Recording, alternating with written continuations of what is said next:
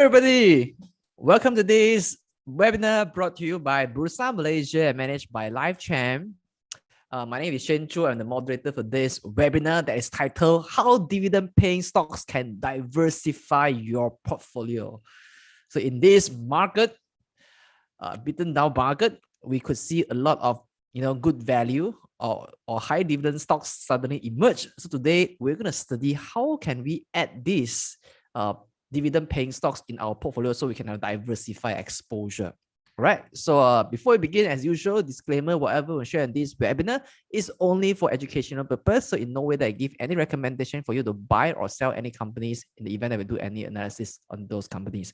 So if you decide to make any investment decision, you're 100% responsible for all your investment decisions. Is that okay? Allow me to introduce our guest speaker today, and he is Anson Tan. Now, Anson is actually the founder of Boo Bear Bursa Facebook page. So he is a certified financial planner from Financial Planning Association of Malaysia. He is also a former research analyst and premier banking investment consultant. He has a capital market services representative license for the financial planning with expanded scope to advise on equities, debentures, or warrants listed on Bursa Malaysia. So hello, Anson. Hello, Shane. Hello, everyone. Yeah, good to see you here. It's been a while since we have you on our Bursa webinar. Yeah, I think more than 6 months easily here. Yeah, so we can't wait to learn from you about how we can use dividend-paying stocks to diversify our portfolio. So over to you. All right, thank you, Shane. Okay, just give me a moment for me to share my screen, everyone. Yes.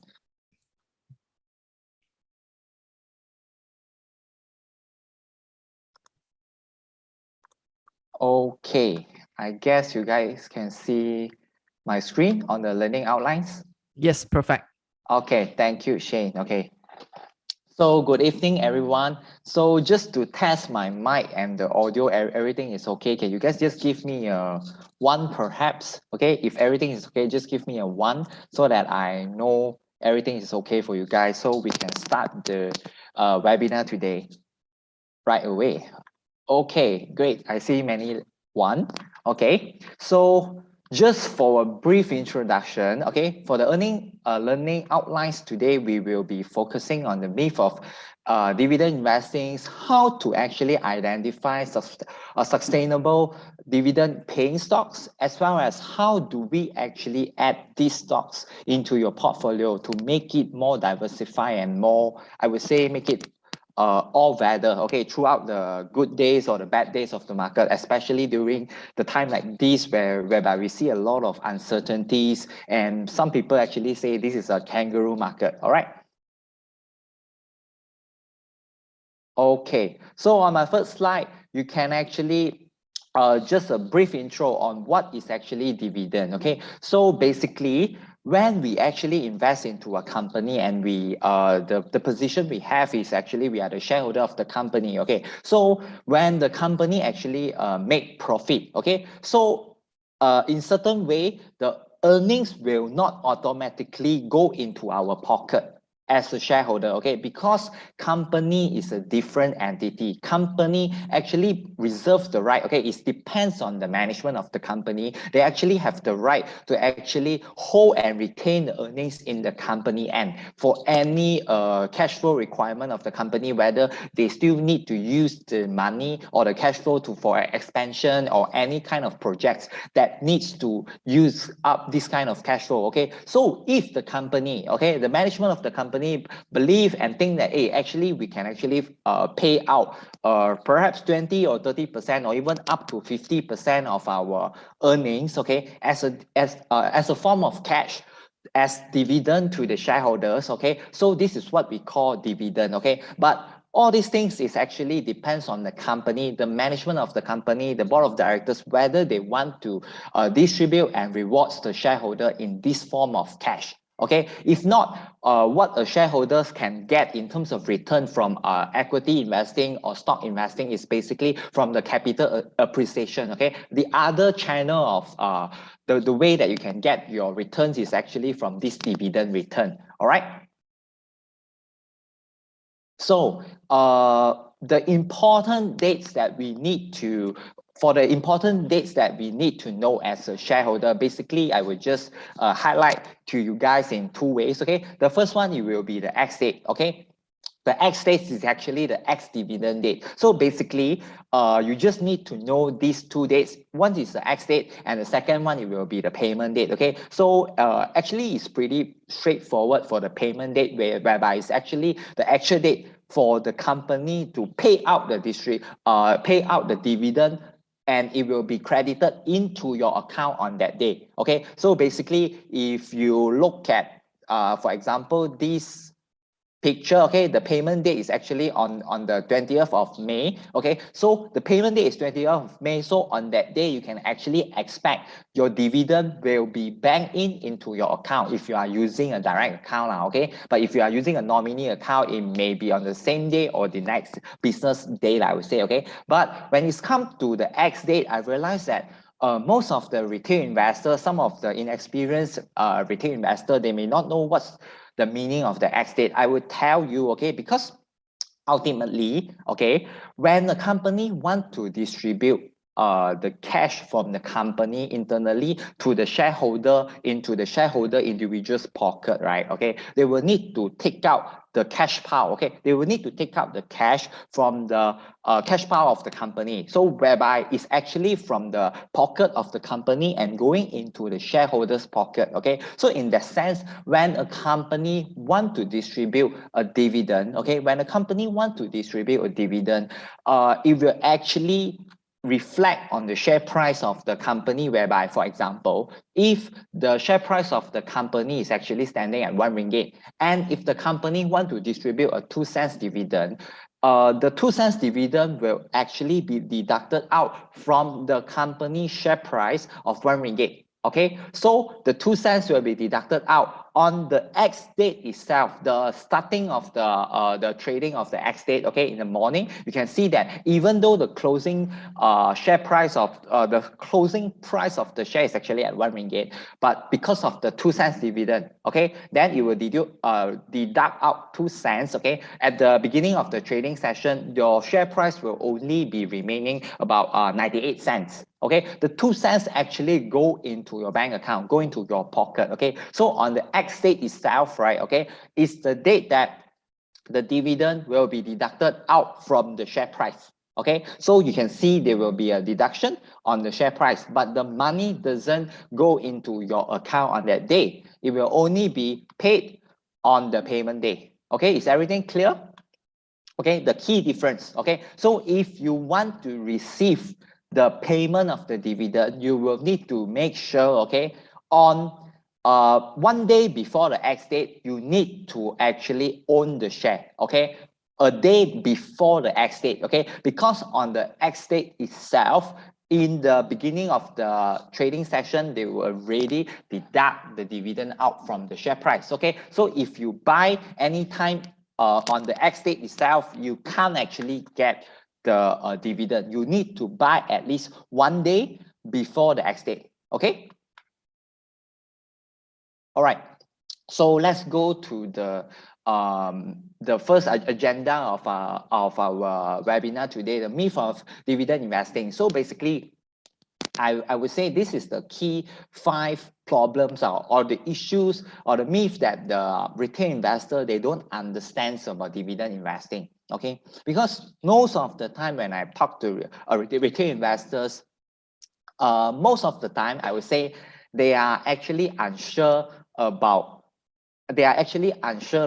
okay, how dividend investing can benefit them in their whole investing journey. Okay, most of them, they believe that dividend paying is actually very boring. The key reason that why they believe so is because when they see some certainty in dividend investing, because if you look at some of the history of the company, the company has been paying, for example, about 4% dividend yield every year. So these things are actually quite certain. Okay, when they know that when the things are quite certain, are quite guaranteed, they believe that this is very boring. When you buy the dividend stock, it's likely that the company doesn't have any growth. So that in that sense, because the company doesn't need the money for the expansion plan, so they will distribute out the dividend. So in the sense, the perceived dividend paying stock as very boring stocks. Okay, they will just say, hey, this is quite bored, okay, because the company is not growing. So I don't like the company when the company doesn't have any capital appreciation, any room for capital appreciation. Okay.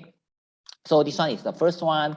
And the second one, I would say most of the time when people are actually investing into the dividend stock, they will automatically perceive that, hey, dividend are quite guaranteed. And dividend stocks are always safe.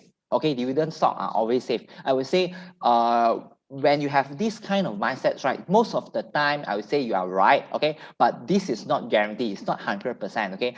Because, okay, most of the time, those dividend companies, when they have a very fixed or constant dividend payout policy, I would say the share price movement is not as volatile as most of the non-dividend paying stocks, okay? Because this kind of company, when they are committed to a dividend distribution policy, okay, they already can foresee, because their business model is pretty stable. When you have a stable business model, you can actually forecast how much cash flow that you are expecting to gain from your operations, and how much you can actually be utilize the cash flow to distribute as dividends to reward your loyal shareholders. Okay, this is most of the case. Okay, but dividend stocks are not always safe. Okay, why? Okay, we will actually discover and explore more later. But the key reason I will tell you is because the business itself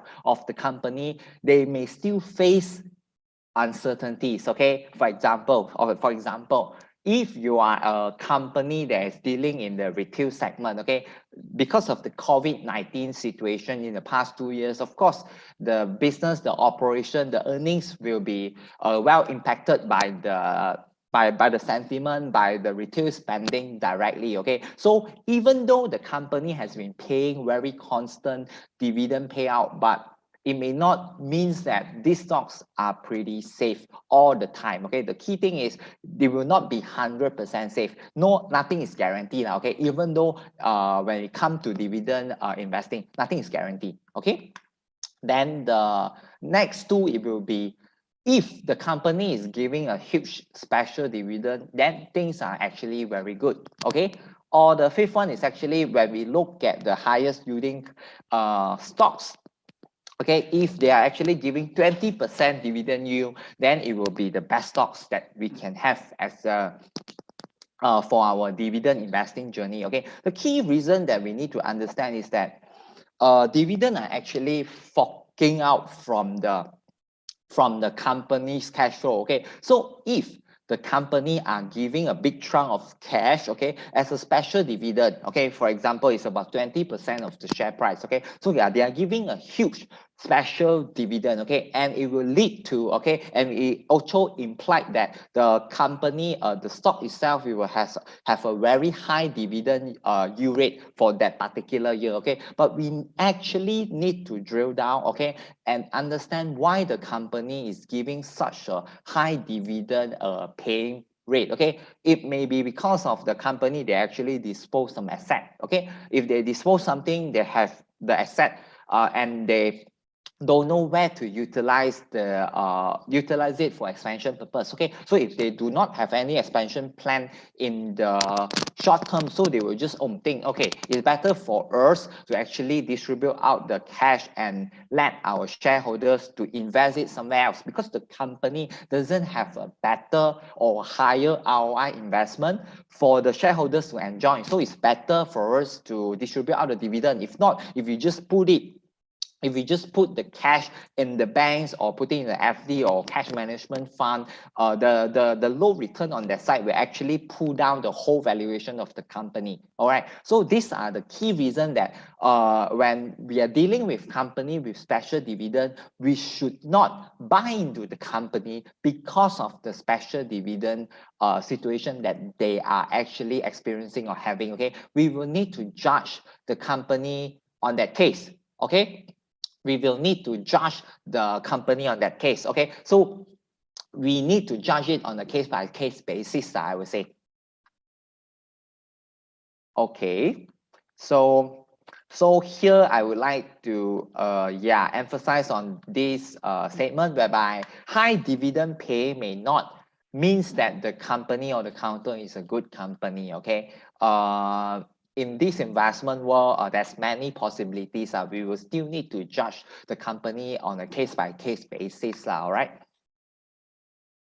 So, okay, this is an example that we can have. Okay, I actually did a slide, I guess, in 1 year plus ago. So if you go and search on all these companies, the dividend yield is actually not the latest, I would say. Okay, so these are some of the top 10 high dividend yield stocks in Malaysia. Okay, back in I think early of 2021. All right.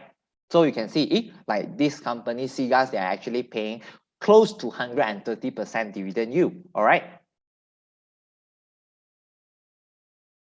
Okay, so speaking on the example that I mentioned just now on the high dividend yield stock doesn't mean that it will be all the time as this case. The key reason is if we look into the financial statements of the companies or if you look into the quarter reports, we can actually see that the company actually disposed one of the wholly owned subsidiaries. Wholly owned, it means that they own 100%. All right, the wholly owned subsidiaries, and they actually posted outstanding return because of the disposal. So because in that case, okay, because of the disposal, so they will actually pay out a special dividend for the shareholders. Okay, so they will just pay out a special dividend for shareholders. Okay, so in this sense, we will need to understand that the company already, okay, sold the entire share capital of subsidiaries. So in the sense, and we can see that from the case of the Seagas, we actually know that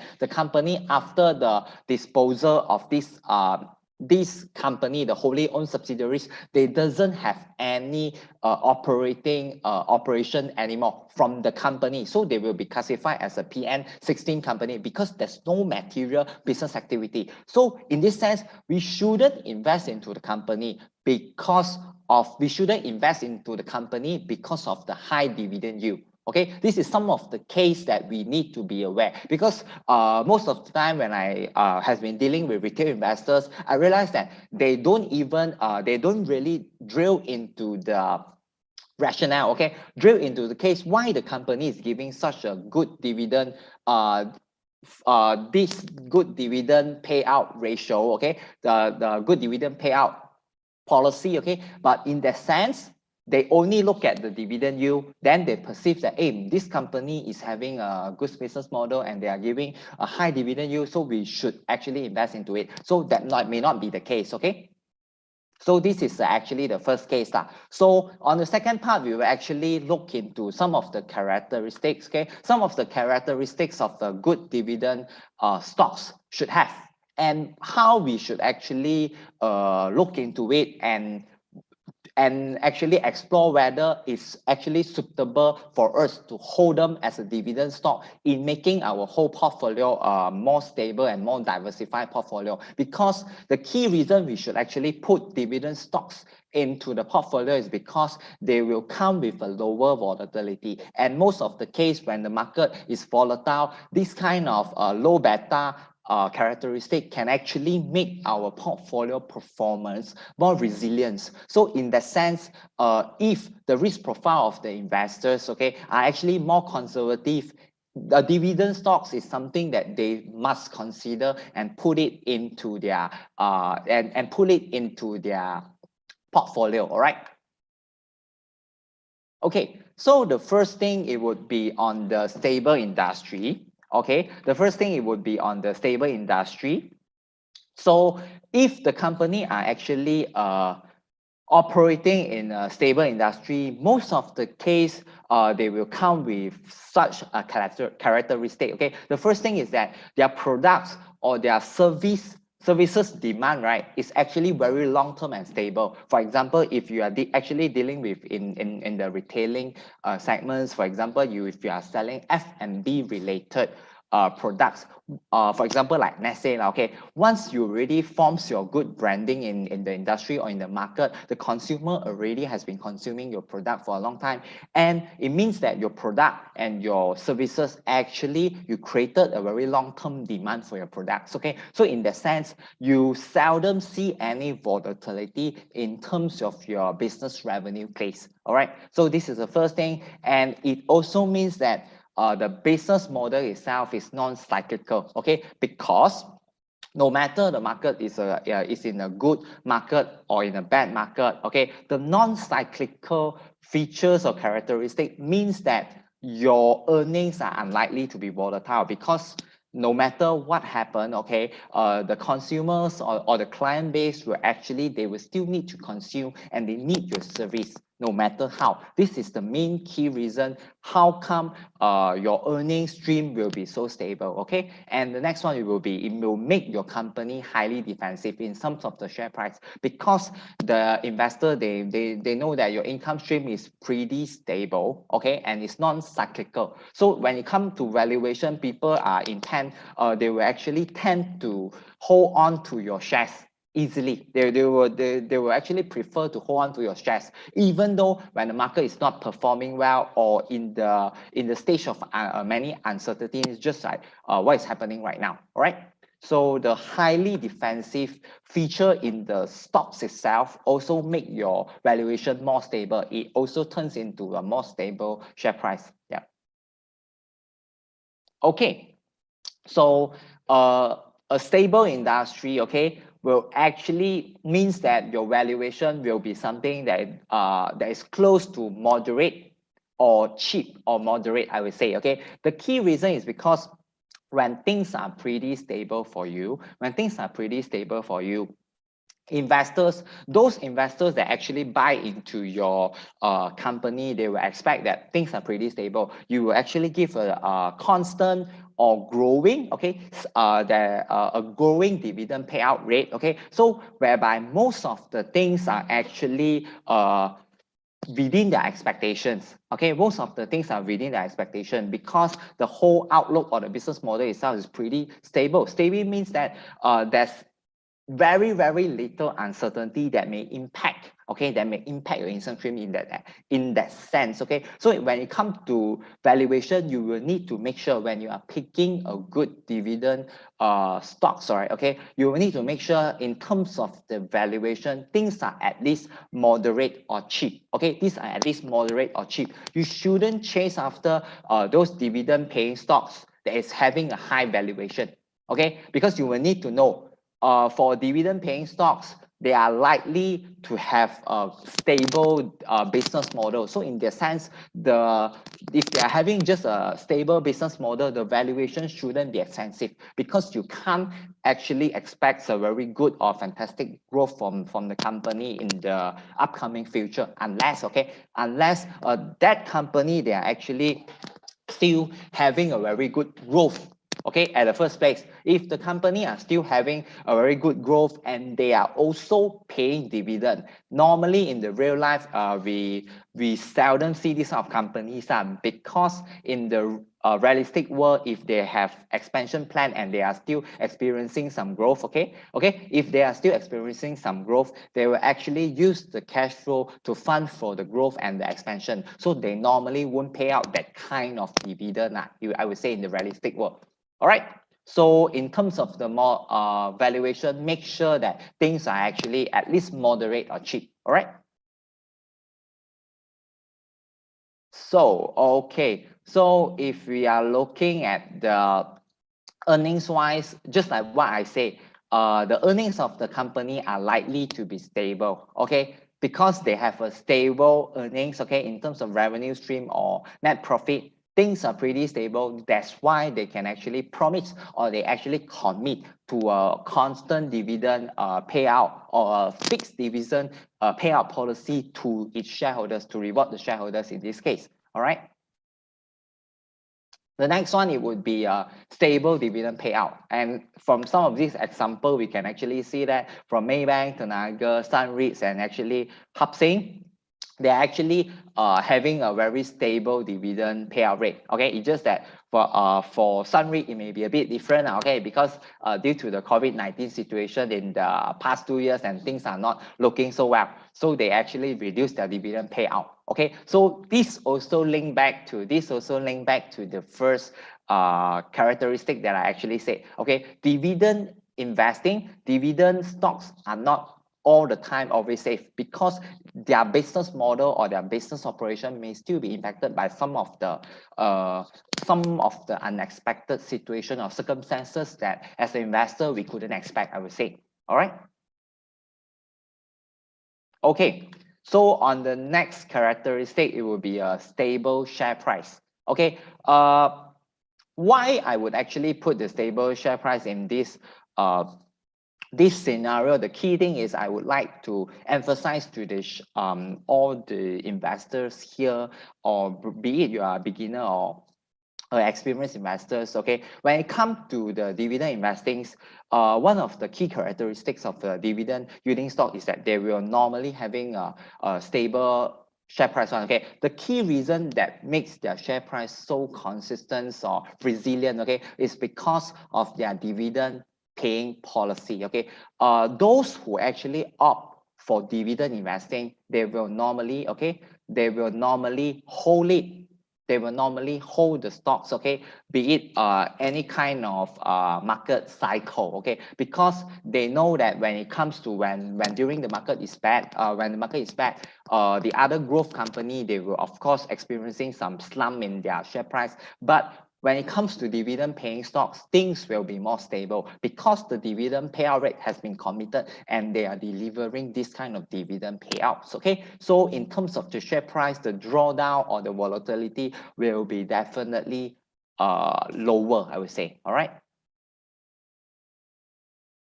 So we can see from some of the example here, the Naga National or Hub Sings. All right. The next characteristics, it will be the high dividend, it will be the high cash holdings of the companies. Normally, when a company they're actually committed to a fixed or consistent dividend payout policy, they will need to have a lot of cash for the this kind of dividend payout. So normally they will actually have a very big cash pile for all this distribution purpose. Okay, so normally if you look at the cash of the company towards the on cash per share basis, right, it will be at a very high percentage. All right. So when it comes to the dividend stocks investing strategies, we will need to actually ask ourselves, okay, as an investor, we need to ask ourselves whether we will need to ask ourselves all these questions. Okay, so if from this checklist, all these questions and the checklist, you can actually have a tick over all these things, right? Then it will be a good dividend stocks that you can actually consider or putting the stocks into your portfolio. Okay, this is how me, myself, or the normal investors, okay, the dividend stocks investor are actually looking at the company, I would say, to consider and to make sure there are some good dividend paying stocks. Okay, so the first thing, okay, so summarizing what we actually what I actually explain and what we actually go through just now. Okay, is the industry of the company the company is in is considered stable? Okay, whether the industry is a stable industry, if the company is actually in a sunset industry. Okay, for example, like the cigar industry or some of the sunset industry that you can think of, I would say. Okay, some of the sunset industry, then even the company is paying a fixed or very consistent dividend payout, you also shouldn't consider this kind of company. Why? The key reason is because if the company is in the sunset industry, although they are having a very high market share in the company, ultimately over the long run, the earnings of the company will definitely shrink. Okay, the earnings of the company will definitely shrink. So they will earn less and less money over the years. So it doesn't make sense as an investor for you to put your money inside this kind of company, if you are choosing them solely because of their high dividend paying yield, okay, it doesn't make sense. So the first thing you need to make sure the industry that the company is inside, okay, make sure that things are at least very stable or is slowly growing, okay. So the first thing, industry. The second one whereby you need to be aware is whether the company has, okay, whether the company have a competitive edge or advantage in its business or business model. Okay, so if the company can be replaced easily or in the industry, okay, or they do not have any edge towards some of the competitors in the industry, then I would say you will need to be careful with the company.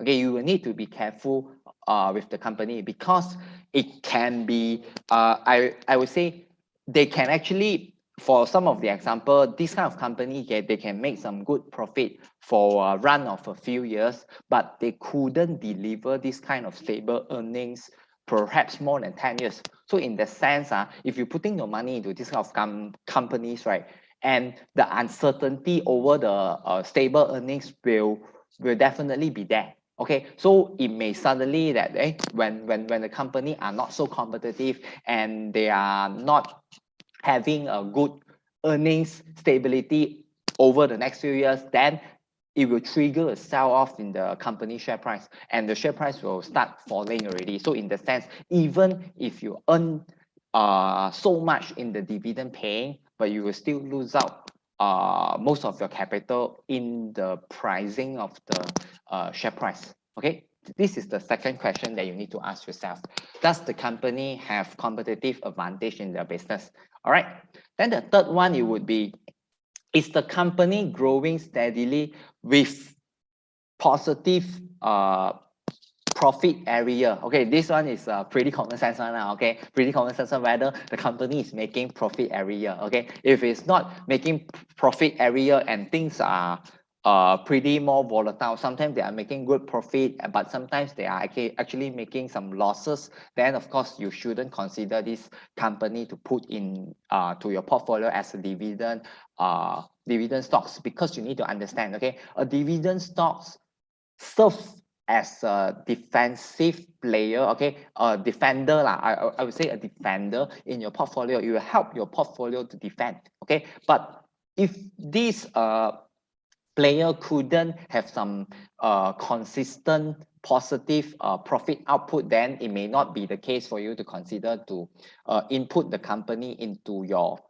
put this company into your portfolio already. All right, then the next one, it would be the fourth one, it would be the financial health of the company. Is the gearing ratio of the company acceptable? Because ultimately we need to understand that when it comes to gearing, right, okay, we need to understand every industry, they will have different standards of gearing expectation, okay. I would say gearing expectation because normally I see some problems among retail investors is that when they look at some of the companies, they will say, hey, this company is very bad because they are having debt to equity ratio easily more than 100%. But they didn't go and find out why this company are actually having such a high gearing. So for example, if the company are having if the company are having those kind of projects, okay, projects or concession projects whereby they can actually expect an inflow of cash flow for the next 20 or 30 years. For example, if they are managing or owning a toll, okay, so they can actually foresee the upcoming cash flow of this asset itself can actually generate them perhaps, for example, 30 million every year. So in that sense, they actually use this I would say the high certainty cash flow to actually finance for the debt, okay, to finance it using debt to finance for the projects, okay. So in that sense, this kind of gearing ratio is actually acceptable for this kind of infrastructure in nature business, okay? So we will need to access into the business model itself at the first place. Okay, so we shouldn't look at the gearing ratio directly to judge that the financial health of the company is good or not. Okay, we shouldn't judge it the health in this sense to see whether the gearing ratio is high. Okay, so I shouldn't look into this company. Okay, but you should need you need to actually judge the case differently for all the companies. Okay, some of the companies, they may have a very high ratios of cash inside the company, but if the business model is not sustainable and things like that, so it doesn't mean anything for a company to have a good financial health. Okay, it doesn't mean anything, even though the financial health of the company is very good, but they still couldn't give you the certainty in terms of their business operation generating cash flow ability, I would say, in that sense. Okay, so we will need to see the and judge their financial health on a case-by-case basis. All right. Then the next one, it would be, does the company have a free cash flow or sufficient cash for the operation? Okay, this one is very straightforward one. So you need to make sure the company have enough operating cash flow. If the company doesn't have enough operating cash flow and the whole business itself are not having a positive free cash flow throughout the years, then it will be in doubt that the company will still have the cash flow to pay out for dividend distribution in the future. Okay, these are something that we can actually see from some of the balance sheet or the P&L signals already. Some of the signals we can get if the company for the 2 or 3 years they are not having positive free cash flow from the business, then we may need to start to doubt whether 5 years or 10 years down the road, do the company still have the money to pay for the dividend or not? Okay, this is something that we need to be aware, I would say.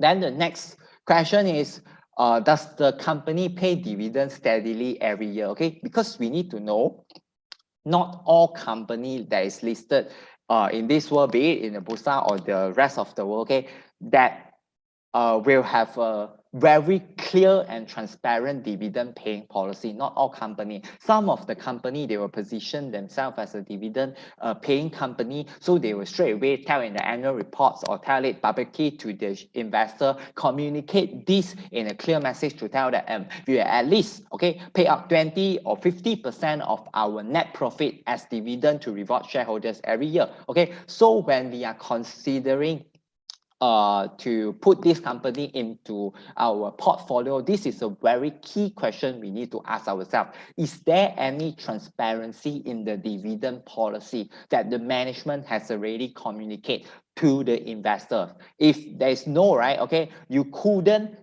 just look at the short track record of a few years to judge that this company will definitely pay dividend throughout the next 10 to 20 years. Okay, because it may be just because some cycle of the company they are making good profit throughout the past 3 years, so that's why they are giving good dividends. But if the company the business model is not stable and things are not looking so well for the next few years, they will immediately stop the dividend paying.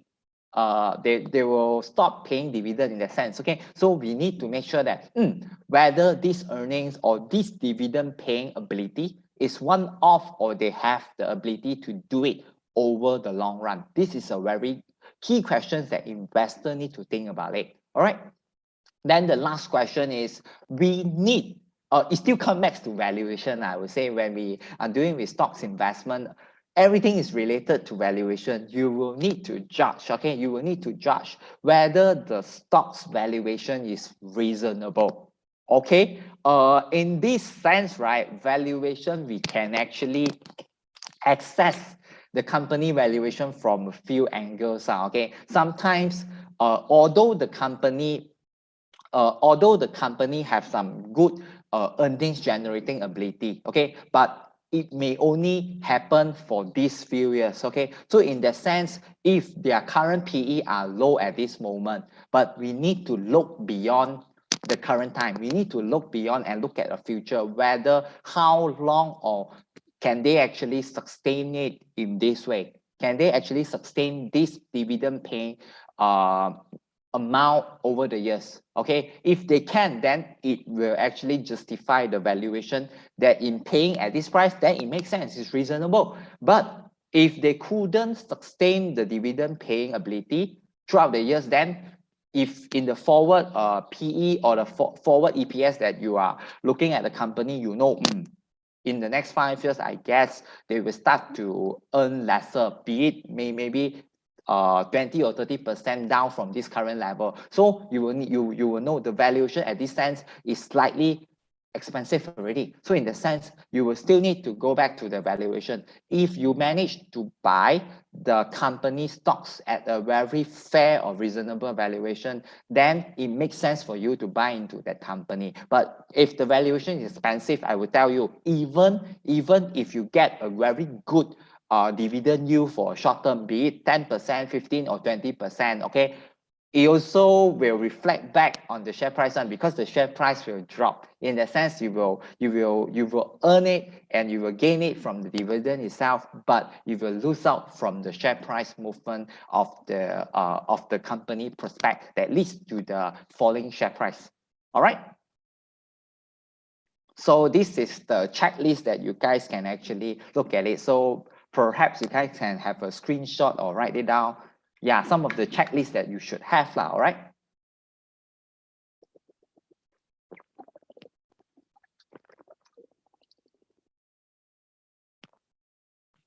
Okay. So how to actually find a dividend stocks? So if you actually go to the Bursa Malaysia, the Bursa Marketplace, okay, you can go to the segment 2.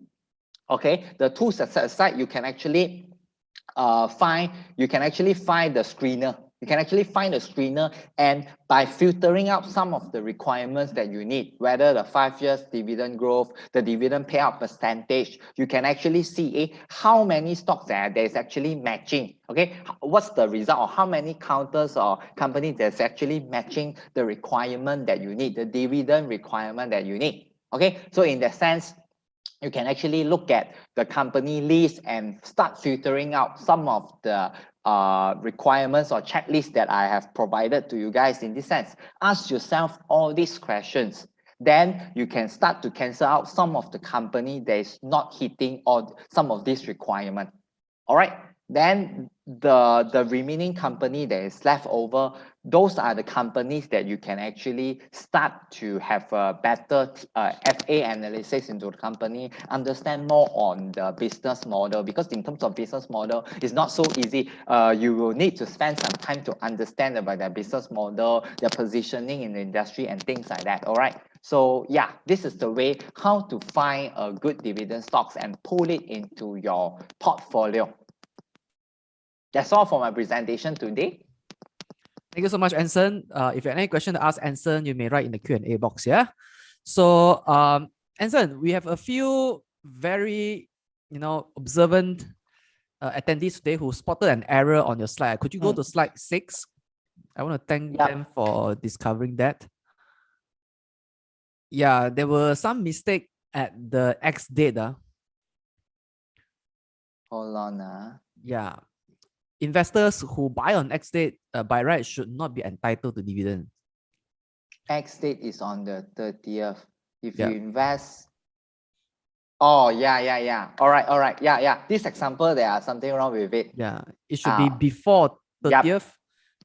And then the last 29. sentence. Yeah, you need to buy it at least. The latest is on 29. Yeah. If you buy it on the 30th of April, you will not receive it. Yeah. Yeah. Apologies. Clarification. Apologies for the mistake here. Thanks for the Yeah. If you sell on the X date, the seller will still be entitled to the dividends. But if a buyer buy on the X date, then cannot get dividend. Yeah. You have to buy at least 1 day before the X date. Okay, so a little error here. So apology. All right. So if any question to ask Anson, you may write in the Q&A box, not the chat box. Okay, so we can easily manage your question.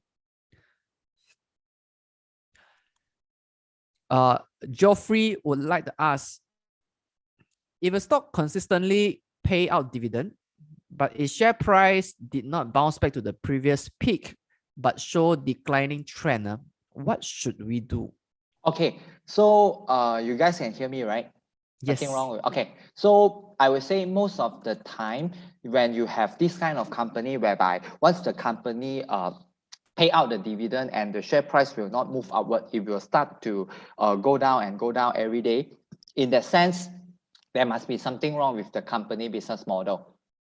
Operationally, they are not making consistent return already, or the valuation is high. Okay, so you will need to go back to some of the questions in the checklist that I shared previously in the, yeah, perhaps I can stop at that slide.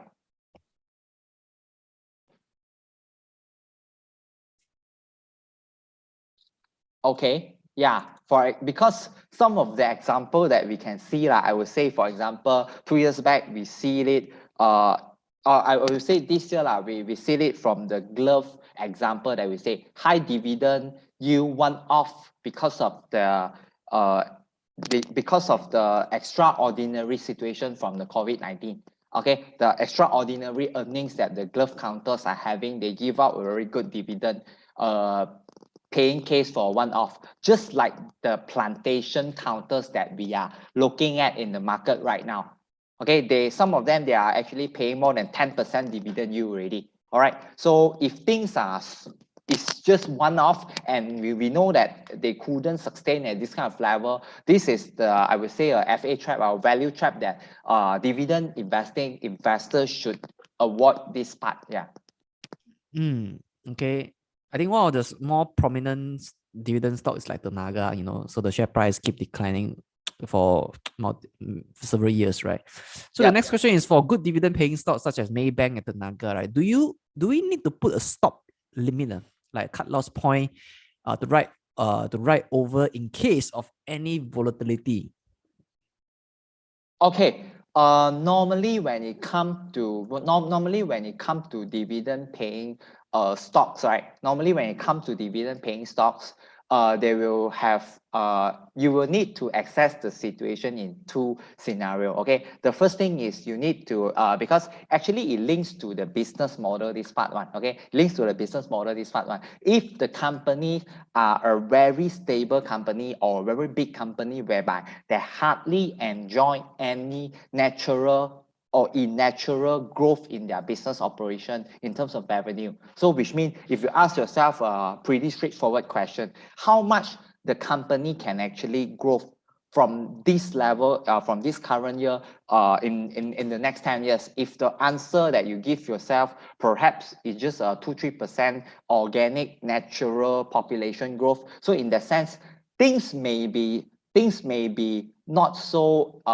within the expectation. Okay, things may not be so within the expectation if some of the unexpected factors come out to impact the company in the earnings end. For example, like Tenaga case, how come the company has been paying good dividends payout, but the share price has been dropping, I would say dropping slowly throughout the past 2 years. Okay, the key reason is because when inflation hit the markets and the cost of them to generate the electricity has been going up. So in that sense, it's actually squeezing the margin of the Tenaga over this period. Okay, so as a dividend investor, the key question we need to ask ourselves, as I mentioned just now, the business model. Like the second question, does the company have the competitive advantage in their business? Okay, so for the example of the Naga, they actually don't enjoy a good competitive advantage in the business. Why? Although they are actually doing a monopoly business in Malaysia, but we need to understand one thing. Okay, the capping and the electricity tariff, the rate is actually fixed by the government of Malaysia. So if the government don't agree to actually subsidize or actually allow them to revise the price, these kind of short-term factors will actually impact the company on the margin end. So this is some of the things that we need to pay attention into the details. Okay, so normally when it comes to dividend investing, it's not so straightforward when you look at some of the things like cash flow or all these things, then you can straight away make the decision. That's why I mentioned that you will need to spend some time to look into the business model or the industry outlook itself. Because the key reason we want to buy into dividend stock, the key reason is because we want peace of mind. We want peace of mind. We don't want to worry about the business model over any situation, or even that the market is concerning about the war situation, but I can still sleep peacefully because I know that my company are still generating stable income. This is the thing. If you like stability, prioritize dividend stocks in your portfolio. Okay, now just now Anson, you talk about gearing ratio, right? So Kok Chin would like to ask you, how do you define gearing ratio? Okay, in terms of the formula, okay, the common formula that we will use to classify as a gearing ratio is actually debt over the total equity of the company. Okay, so in the sense, it's actually in layman term, I would say, like how many dollars of your company's funding are actually funded by the channel of debt financing. For example, if the company have $100 in the company, okay, the company have $100 in the company, and $40 is actually funded by the shareholders. So this one is equity part, $40, and $60 is actually funded by the gearing part. So in that sense, the gearing ratio is 60 over 40. Okay, so it's 150% in this case. Okay, so I would say, as I mentioned just now, we couldn't just look at the nominal value, be it above 80% is high, below 80% is low. We couldn't just judge the number by the number itself, okay, because it will link, and it still highly depends on the business nature, the nature of the business operation of the company. Okay, some of the industry infrastructure, they will have very high gearing ratio, but it's okay because it's actually funded and guaranteed by some of the cash inflow that they will get from their concession project in the future. Okay, it will need to depends on the business itself also lah. And if some of the company, like some of the developers where they have a lot of lands, so in this kind of developers, right? Okay, so if they their debt are actually backed by some of these good land banks of the company, then things may not look that bad also. So we need to judge the case on a case-by-case basis. Yeah. Okay, thank you so much, Anson. Now, Andy would like to ask, at current uncertainty and geopolitical environment risk premium, how much dividend yield you think is reasonable for investor? Okay, looking at the looking at the dividend premium, risk premium that we are looking at, right? Actually, it depends on yourself also, okay? Because some of the conservative investors, they may believe that if 4% is actually good, but some of the investors, they may actually demand more, okay? Some of it, they will actually demand more. But I would say, looking at the state, I would say like even throughout the past 20 or 30 years, Malaysia, interest rate environment has been pretty stable compared to some of the developed countries in the world. And I would say at this moment, 4 to 5% dividend yield is actually quite sufficient. Okay, you think 4 to 5%, huh? Is adequate for that. Okay. Now, Marcus would like to ask, notice that some companies, when it comes to dividend, right? Some dividend require shareholders' approval, while some do not need. Why is this so? Okay. Actually, for the normal dividend, for the normal dividend, it doesn't require the shareholder needs, but for final dividend, it will require. You mean interim dividends do not require shareholders' approval, whereby final dividend at the financial year end require shareholders' approval. Yep. There are also some companies that can pay more than 100% dividend payout ratio. How is this sustainable? Of course, this is not sustainable. So that's why in the example just now, I actually pick up the Seagas that is paying close to 130% dividend yield to the shareholders, because they actually dispose a company some asset so that they actually get the cash and they just distribute everything to the shareholders in the sense. Okay, so normally I would say when we are looking at dividend yield, there is more than 8 to 10% and above, right? I would say most of the time the dividend paying is only one off. It's definitely not sustainable one. Yep. It may be due to some of the cyclical factor in this year or these 2 years, the company are made where earnings outstanding, extraordinary earnings. There is at least a few fold for their normal level. So they are giving special dividend, and that's why the dividend yield is so high. But that's why in the sense you need to access and look into the reason why the company is giving such a high dividend yield for that particular years. It's impossible for the company to constantly paying more than 20% dividend yield. Okay. Now, David would like to ask, during the bear market, nearly all stocks are affected. Would you consider selling your dividend stocks that you bought a few years back when you have been able to enjoy good dividend yields all these years?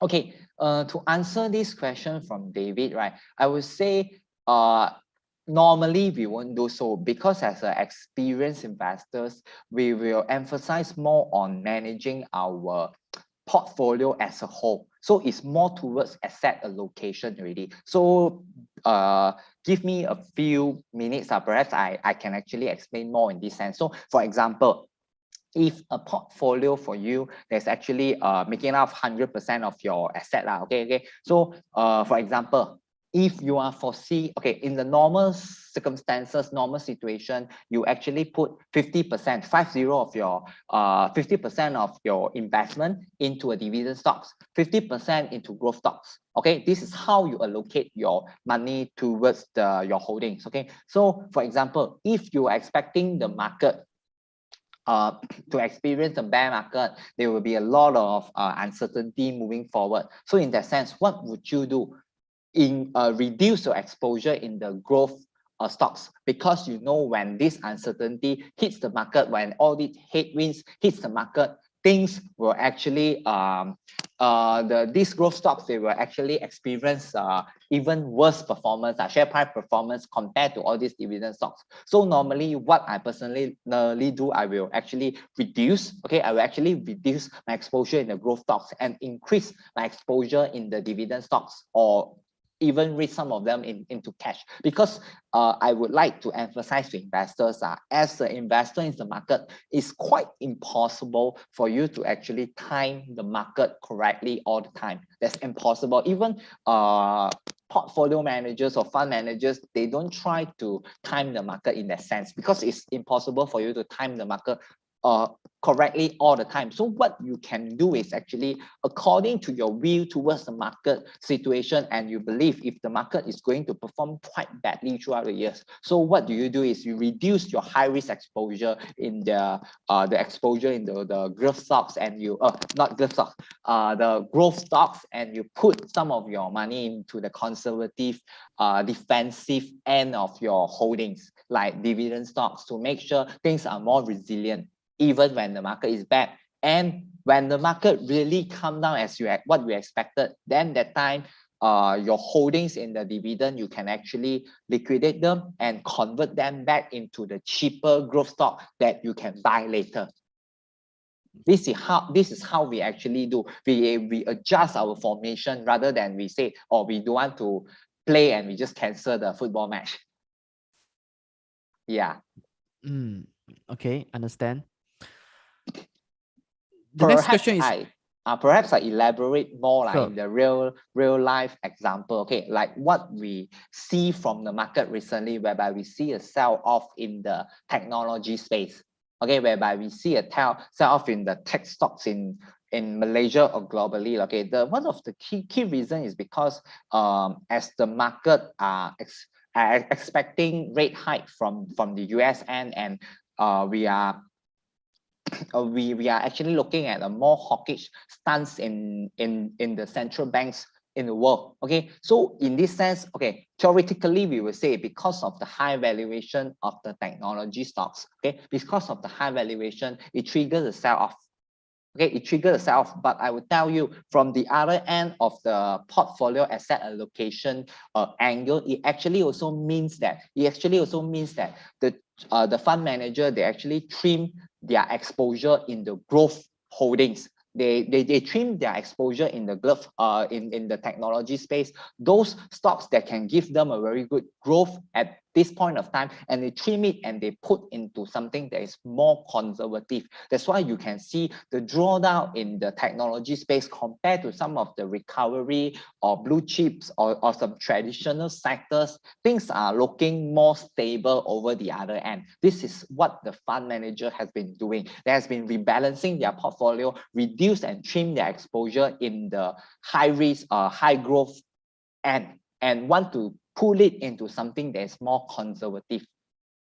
Okay, this is how the rebalancing that's working, the asset allocation that I mentioned just now. Okay, thanks so much for the clarification. How do you see dividend with reinvestment plan? So this is a question by Ya Yun. Okay, so normally when the company actually come out with the reinvestment plan, it means that they will tend to offer you an option whether you want to convert this cash dividend into some new shares for the for the company. Okay, so normally I would say if the company are having a very good growth, looking at that few percentage points, okay, that few percentage points of the new issuance of shares, for if the shareholder actually opt for the reinvestment plan, it doesn't impact the company over the long run one. But we would need to assess the growth of the company to see whether the growth of the company are actually constantly higher than the reinvestment plan, whereby because the reinvestment plan, it will trigger some new issuance of shares. Okay, so for example, if the company is giving 6% dividend yield every year, and up to 50% of this dividend you can actually opt for reinvestment plan. So it means that if 100% of these shareholders opt for the reinvestment plan, which means the share pool, the outstanding shares of the company will grow at least 3% every year. So we need, as investors, we need to ask our question: this 3% dilution, can the growth, the organic or the growth of the company can actually overcome this 3% dilution every year or not? If the answer is maybe they can just overcome slightly higher, or the natural growth of the company is barely 2-3% in the sense. So if that's the case, I would say you can actually see, okay, if the company growth is only 3% and the dilution every year from the reinvestment plan is also 3%, right? I would say you can barely see any chance of capital appreciation in the company share price already. So we need to judge it from this angle also, whether the dilution, the impact on the dilution can be overcome by the growth of the company or not. Okay. If the answer is yes, then you definitely can consider. Okay. So Sue would like to ask, what methods can we use to evaluate dividend stock so that we can pick a moderate valuation? Sorry, can you repeat the question again? What methods can we use to evaluate dividend stock so we can pick it at a moderate valuation? Oh, valuation and okay. So for the first thing, you need to go through the checklist first, okay? Because all these things also leads to whether the company is having a reasonable valuation or moderate valuation, okay? But when we are talking about valuation, I would say the most common trap that the dividend investor go into, okay, and buying the high valuation dividend stock is when the company are paying one-off dividend or special dividend, or they are having cyclical, they are actually having some cyclical end, and they are gaining a very good earnings for this particular 2 years, and that's why it translates into a very good dividend payout from these 2 years and dividend yield are very high, and investors are actually trapped in the sense, and they believe that even the share price drop is okay because the dividend yield is so good that I can actually get it for every year. So this is the most common trap that investors always go into. Okay, so the first thing I will say, I will advise you guys to check and see whether how sustainable is that dividend policy of the company they can actually maintain at. Okay, so the constant one, if they only can maintain it at a reasonable 5-6%, then you need to look at the valuation. Okay, so if the PE is within the reasonable average, then it's okay already. Okay, thank you so much, Anson. What is the optimum number of stocks in our portfolio? What do you think about this? This question is by Theo. Okay, actually for this question, there's no one menu for all, no one formula or one menu for all scenario, I would say. It depends on your risk profile, I would say. Okay, if you are very conservative investors, the more the merrier, of course. Okay, because if we look at some of the funds, okay, unit trust funds, whereby when fund manager, they need to try to minimize the non-market risk in the end. Okay, they will need to actually at least hold 50 to 100 stocks in their portfolio. Okay, that's the normal case, because they will eliminate all the specific company risk, and just because the market risk you can't actually avoid or evade from the escape from the market risk. Okay, if you want to stay invested in the market, so what you can do is just eliminate those specific company risk in the end. Okay, so going back to the question, sorry, what's the question again, Ashim? Optimum number of stocks in the portfolio. Optimum number of stocks, it depends on your risk profile. Okay, because if you are very aggressive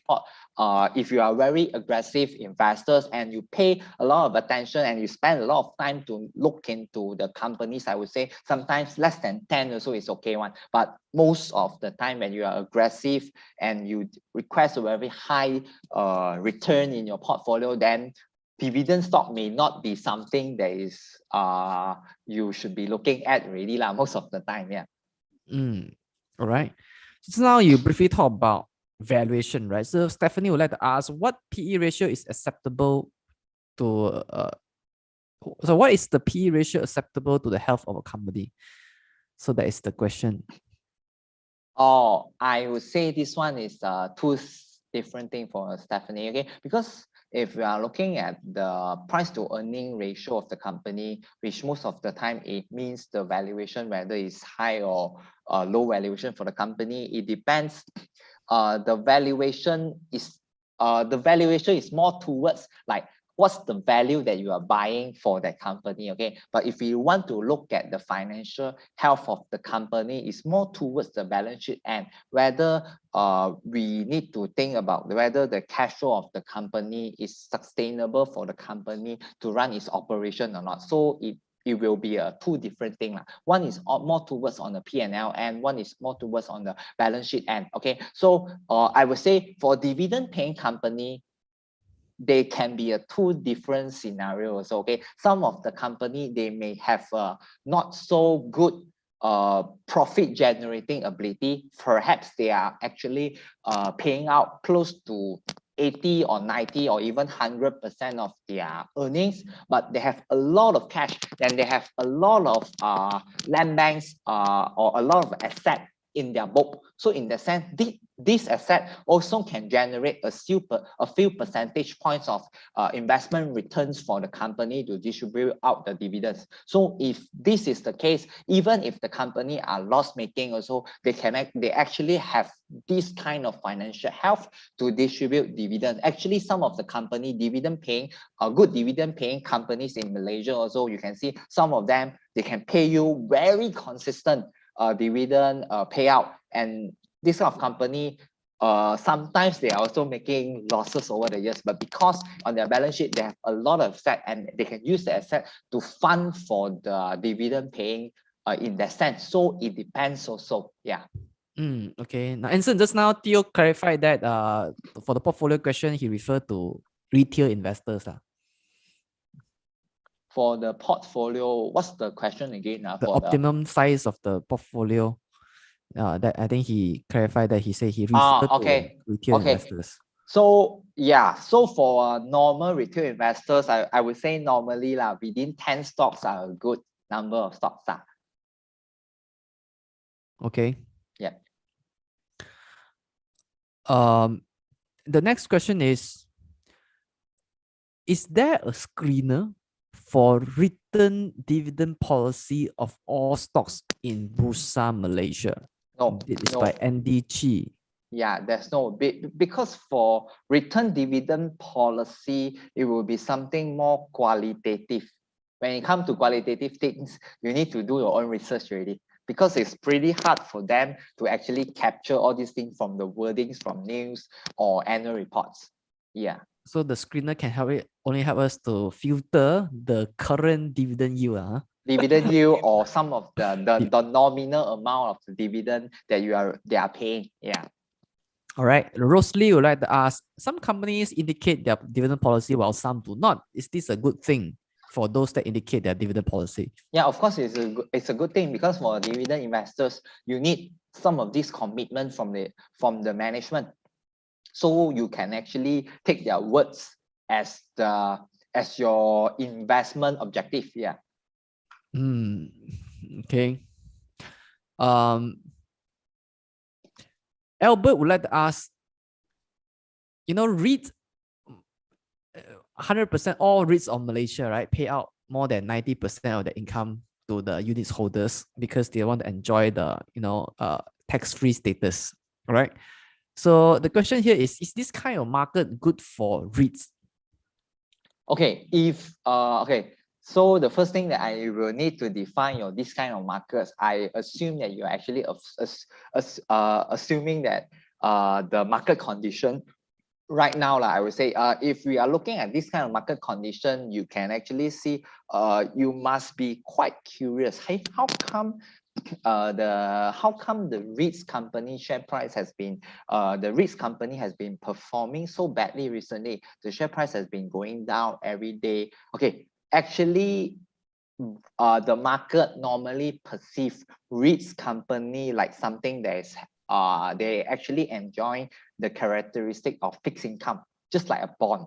Okay, because they are committed and they are some sort of required to distribute most of their incomes for the tax exemption purpose. Okay, so in the sense, they actually have the feature or the characteristic of a bond, a fixed income instrument. Okay, so they are giving you something that is pretty expected in terms of dividend payout. Okay, it's pretty expected. So in that sense, right? Okay, in that sense, those kind of market will actually perceive them as something as an investment. They are giving some sort of fixed income related companies. Okay, so this is the reason why when the central banks in Malaysia or globally, they are having a hawkish stance on that sense that they want to increase the interest rate.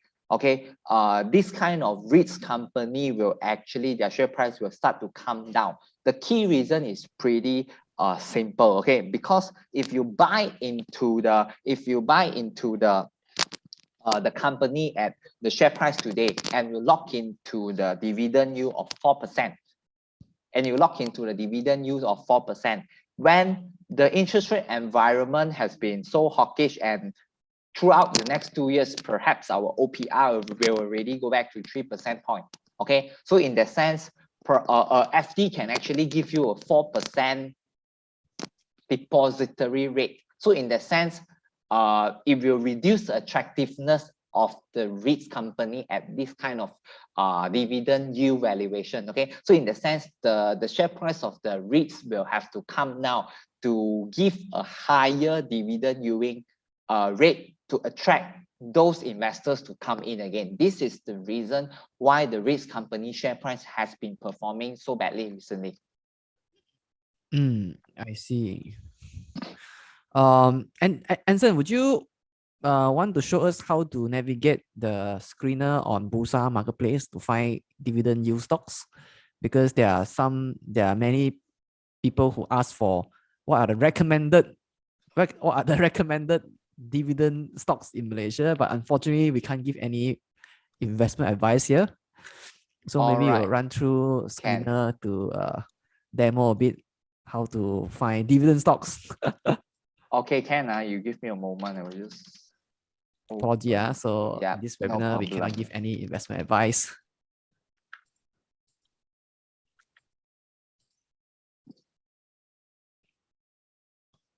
Okay, hold on.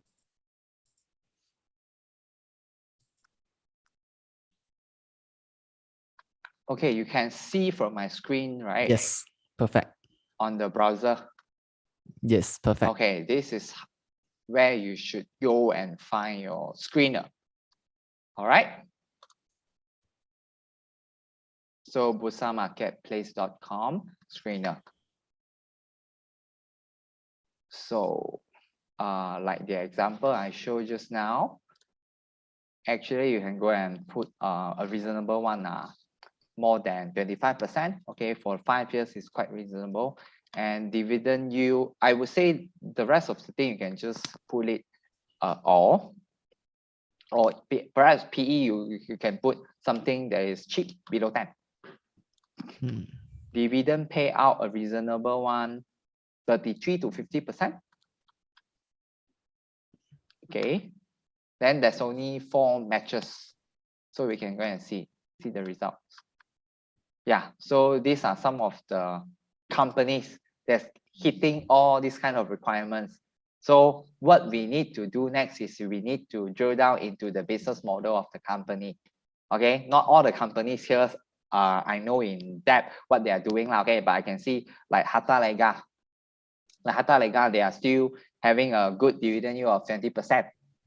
But at this point of time, I believe most of the investors know that the earnings are they cannot sustain the earnings that they have been enjoying for the past 2 years. So the upcoming earnings will definitely shrink and be lower from this level, from the previous level. So on that sense, the dividend yield will definitely come down again. Okay, so from what is the homework that we need to actually do from this sense is we need to look into the business model and the industry outlook of Harta Lega. From the end, the next step we need to actually look into it and predict. Okay, look at all the factors that is affecting the business and the industry of the company, whether what kind of earnings level we are foreseeing, we are expecting from the company. Okay, of course, all this kind of homework you can also look into some of the research report from the analyst recommendation, and look at some of the guidance that the management has been giving to the analysts, and where is the reasonable level that we can expect. And then you can actually translate all the views into a more reasonable PE or dividend yield in the sense, because at this moment we can see that the PE is very low, the dividend yield is very high. Okay, because we know that in the past 2 years the earnings has been very great, so it makes the PE so low whereby investors already start to factor in the forward PE. There is at least about 15 to 20 PE from this level, which is 3, where it's extremely low, I would say. Yeah, so they will still have okay, I would say your homework or your work actually start here. When you get some of the matches from here, then only you can actually start to look into all these company individually. Okay, rather than you say, hey, once I get this result, then I can straight away buy into all these stocks. No, your homework actually starts here. Okay, so a screener will help us to quickly filter down the dividend stocks that meet our criteria. Okay, you can set, what is the dividend yield that you like, what is the dividend growth rate you like, and what is the dividend payout ratio that you like, and and the PE if you like. So you can use the screener. This is the free screener provided by Bursa Marketplace for all investors to make use of, to help us to make our homework faster and efficient. All right. So Kok Jin would like to ask this question, which I think you pretty much covered that before already, but for the sake of time, maybe you briefly answer that. Now, what is your view on company which pay dividend per share higher than their earnings per share? Okay, I would say most of the time, this kind of situation are unsustainable. So we need to find out what's the reason they are paying the dividend per share higher than their earnings per share. And you shouldn't be misled by this ratio itself. Yeah, you shouldn't be misled by the higher dividend per share to then you go and buy into it. You shouldn't be misled by that. Yeah. Okay, yeah, many of them pay out from their retained earnings, if their dividend or one-off earnings. Yeah. All right. So okay, I think we have another question here is, what is your perspective on IGB REIT? My perspective from IGB REIT. Okay, I would say in terms of the business model itself, IGB REITs are having a very matured business operation whereby in terms of the location wise and some of the tenancy selection available in the REITs market, right? Okay, if you look at the REITs market as a whole, they are having a very matured selection for some of the tenants in the market. So I would say the competitive advantage that the IGB REITs have towards some of the competitors that is doing the same business operation, operate as a shopping mall operators, okay, they are actually having a very good edge towards them. Okay, so I would say the problem with IGB REITs at this moment, if you look at the share price has been performing quite badly recently, is mainly because of the reason that I mentioned just now, because of the interest rate environment, and funds will need to rebalance their portfolio from all these fixed income related characteristic income company into something that is they will need to look into the company again later, but not now. That's why they need to rebalance out their holdings in the REITs. Okay, so Anson, looks like you have answered all questions that appear on my panel, whether in chat group or in the Q&A box. So it looks like we have no more questions left. Maslan asks, is the next webinar in English? The next webinar will be in Mandarin. All right, so that will be the first Mandarin webinar by Bursa in this year. So in the meantime, allow me to share my screen. So thank you, Anson, for doing this webinar for us. No problem. Thank you, everyone. All right. So Bursa Academy, for those of you who haven't gone to Bursa Academy, please take some time to head over to www.bursaacademy.bursamarketplace.com. Bursa Academy is a comprehensive one-stop e-learning platform that aims to provide investors with a continuous and holistic learning journey. Simplified, user-friendly, accessible anywhere, anytime. So on Bursa Academy, there are a lot of investing resources for you to find, be it in investing articles, investing videos, investing quizzes, coursework, and so on. Yeah, please head over to Bursa Academy. Next week, we are going to launch, Bursa is going to launch the equities trading simulator. So you can go to Bursa Academy to find out about equities trading simulator, whereby you will be able to try virtual trading with the equity trading simulator. Okay, each account is loaded with virtual money. You can use it to trade it in a real environment, okay, with real price feed. So watch out for the next week launch, which is the equity trading simulator tool.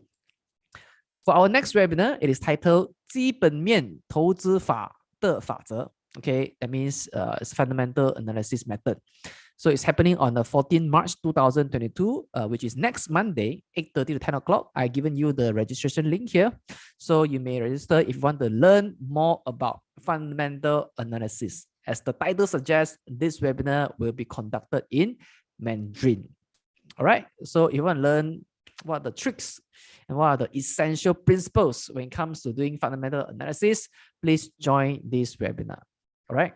So it will be conducted in Mandarin. So with that, I want to properly thank our master trainer for this session, Anson Tan from Pubai Bursa, for doing this segment for us. Hope that all of us here have learned a great deal about dividend stocks and what are some of the myths in dividend stock and how do we pick good dividend stocks to include in our portfolio that will bring stability to our portfolio, right? If somebody who likes stability, yeah, do consider having a greater proportion of dividend stocks in your portfolio. Thank you, Anson. Thank you. Yeah. So good night, everybody. Have a great weekend. All right. So see you Good night. next Monday. Bye. Bye-bye.